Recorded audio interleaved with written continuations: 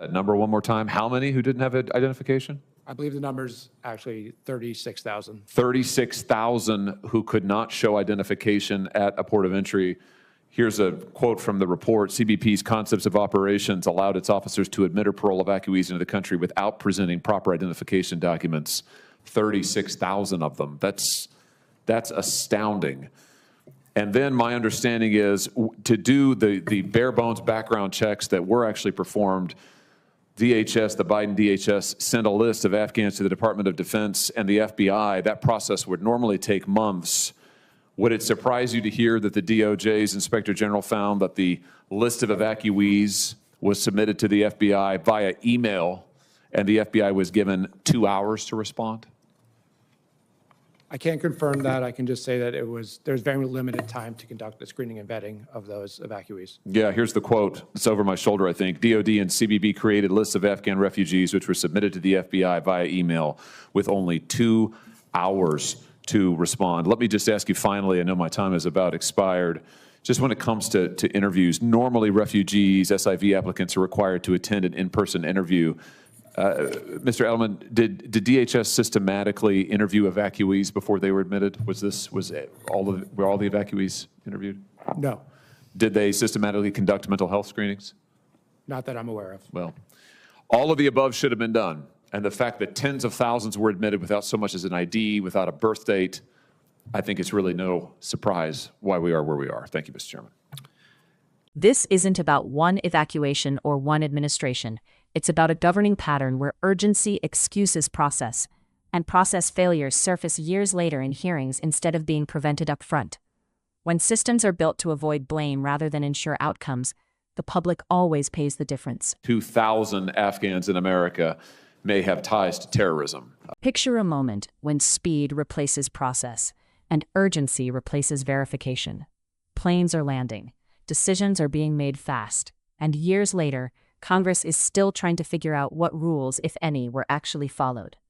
That's why this exchange matters, not because of who's asking the questions, but because of what's finally being said out loud about how the system worked when it mattered most. The hearing pulls back the curtain on how a massive federal operation moved people across borders without the basic controls Americans are repeatedly told are non-negotiable. Only after that framing do the names matter: Senator Josh Hawley and Mr. Allman, the Deputy Inspector General overseeing the Afghan parole review. Mr. Allman states plainly, at the start of Operation Allies Welcome, DHS did not have a formal screening and vetting process in place. That line lands hard because it contradicts years of public reassurance. Americans were told there was a rigorous system. What the Inspector General confirms instead is that there wasn't even a defined one. That's not a paperwork issue, that's an accountability failure. From there, the rest of the hearing reads less like a mystery and more like a chain reaction. If there's no formal process, then shortcuts become normal. Biographical data replaces verified identity. Missing birth dates get waved through. Tens of thousands arrive without passports or formal ID. The background checks are where the institutional incentives really show. Lists that normally take months to review are cleared in hours, not because the threats disappeared, but because delay was treated as the greater risk. When success is measured by speed and volume, caution becomes a liability inside the bureaucracy. For ordinary Americans, this resonates for a simple reason. Every system they interact with works the opposite way. Miss a form, and your application stalls. Miss an ID, and you're turned away. Yet here, the absence of information lowered the bar instead of raising it.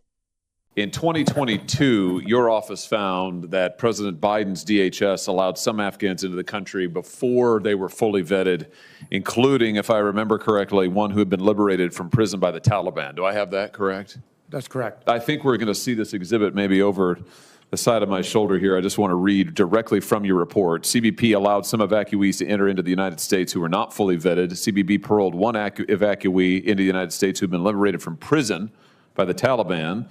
CBP paroled another evacuee who posed national security concerns. Now, early reports by the inspectors general at DOD and the FBI found that over 50 known or suspected terrorists had entered the United States as a result of the Biden administration's screening or lack thereof. And last month, the director of national intelligence said that 2,000 Afghans in America may have ties to terrorism. That is a very, very big number. So I just want to talk a little bit about how this happened and see if I can get your help in doing that. Let me just start with testimony that this committee, the full committee, the Judiciary Committee, previously received. In 2021, then DHS Secretary Alejandro Mayorkas testified that the administration had a rigorous vetting process in place. I think we've got a quote of his here. We have taken steps, I'm quoting him now, to make sure that the vetting program is indeed rigorous. Now, he said, this may have been in response to a question from me, he said that indeed the vetting did deviate from normal refugee screening. That was an understatement. But he went on to say, we have taken steps to make sure the program is indeed rigorous. So you investigated the vetting process. Did you find that the Biden administration's DHS had a formal vetting process in place that they followed carefully? The department Mr. did Chairman, not before you have- answer, Mr. Question for the chairman, are we intentionally